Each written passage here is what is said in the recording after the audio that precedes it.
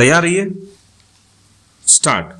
भारतीय संसदीय प्रक्रिया उन मानक प्रक्रियाओं में सम्मिलित है जिसका अनुकरण पूरी दुनिया के लोकतंत्र करते हैं।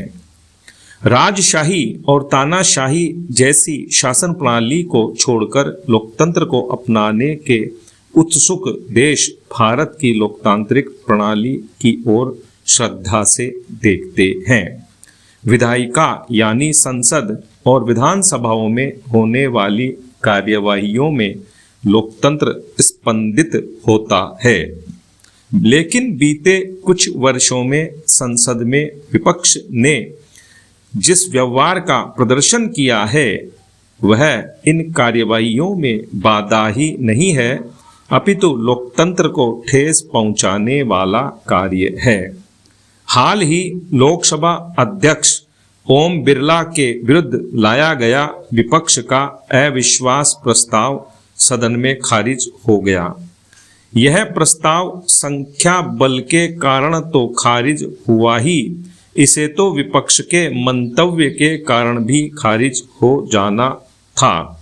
संसदीय कार्य व्यवस्था नियमों और मान्य परंपराओं से संचालित होती है, वह विपक्ष या सत्ता पक्ष की मनमर्जी से संचालित नहीं हो सकती है।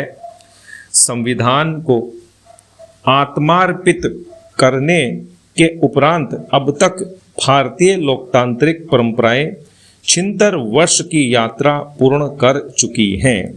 इस अवधि में संसद कई तरह की घटनाओं की साक्षी रही है। हमारी आस्था के केंद्र वरिष्ठ नेताओं की तीखी बहसें, आरोप प्रत्यारोप, विरोध और असहमतियों के लंबे विमर्श लोकसभा और राज्यसभा के गौरवशाली अतीत में दर्ज हैं। कुछ अप्रिय घटनाक्रम भी हुए, लेकिन नियमों और मान्य परंपराओं की मर्यादाओं को कभी जानबूझकर ओझल नहीं होने दिया गया।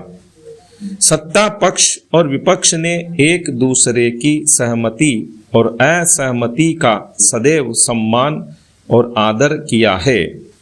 फिर अब ऐसा क्या हुआ कि विपक्ष आक्रामकता के चरम पर पहुंचकर मर्यादाओं का ध्यान नहीं रख रहा है? यह प्रश्न सामयिक है और इस पर चिंतन होना चाहिए। लोकसभा अध्यक्ष ओम बिरला के अध्यक्षीय कार्यकाल को देखें तो पाएंगे कि विपक्ष के जिद्दी और आक्रामक रवैये के क्षणों में भी उन्होंने अकल्पनीय संयम, संतुलन और निष्पक्षता का परिचय दिया है। वे नियमों के पालन के प्रति सजग थे और यही सजगता विपक्ष को खटकती रही। विपक्ष का आरोप है कि लोकसभा में उन्हें बोलने का अवसर नहीं दिया जाता।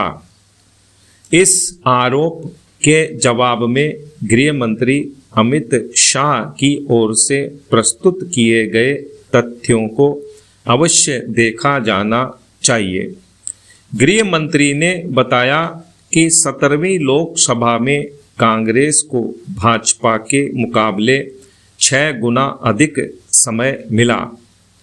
18वीं लोकसभा में 10 मार्च तक कांग्रेस की ओर से 71 घंटे बोला गया, जबकि उनके 99 सदस्य हैं। भाजपा को 122 घंटे मिले हैं, जबकि भाजपा के 239 सदस्य हैं। सदन की कार्यवाहियां साक्षी हैं कि अपने अध्यक्षीय कार्यकाल में ओम बिरला ने निरंतर यह प्रयत्न किया है कि अधिक से अधिक सांसदों को सदन में बोलने का अवसर मिले।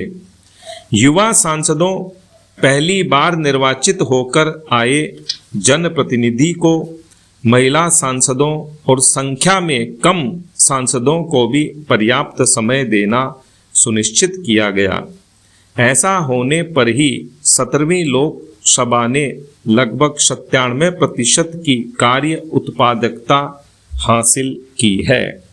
यह पिछले 2 दशकों की उल्लेखनीय उपलब्धि है।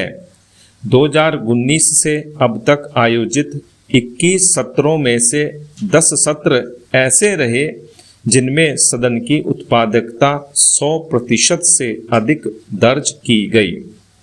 वर्ष 2025 के शीतकालीन सत्र में तो लोकसभा ने निर्धारित समय से भी अधिक काम करते हुए 103% कार्य निष्पादन किया है।